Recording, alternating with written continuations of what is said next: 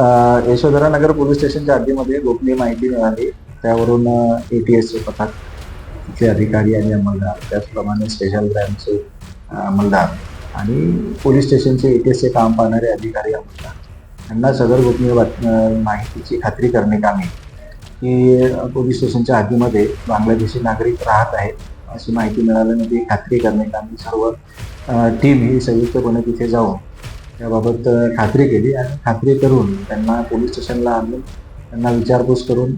त्यांची माहिती घेतली असता त्यांच्याकडे काही बांगलादेशाचे जे इमो ॲप आहे ते इमो ॲपवरून इंटरनॅशनल कॉलिंगसाठी वापरतात. त्यांचे आईवडील हे बांगलादेशामध्ये राहतात आणि त्यांना बोलण्यासाठी कॉलिंग करण्यासाठी हे ते ॲप वापरलं जाते जनरली.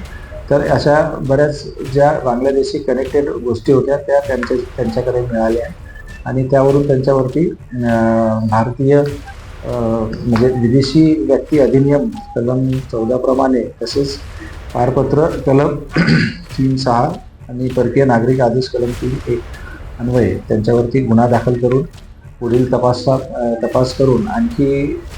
याच्या व्यतिरिक्त आणखी किती बांगलादेशी यांच्यासोबत महाराष्ट्रामध्ये किंवा भारतामध्ये आलेले आहेत आणि ते कुठे कुठे वास्तव्यास आहेत या गोष्टीसाठी त्यांना मान्य न्यायालयासमोर हजर केलं असता त्यांचा 7 दिवसाचा पोलीस कस्टडी रिमांड मिळालेला आहे आणि पुढील तपास चालू आहे. सध्या जर मिळालेल्या माहितीनुसार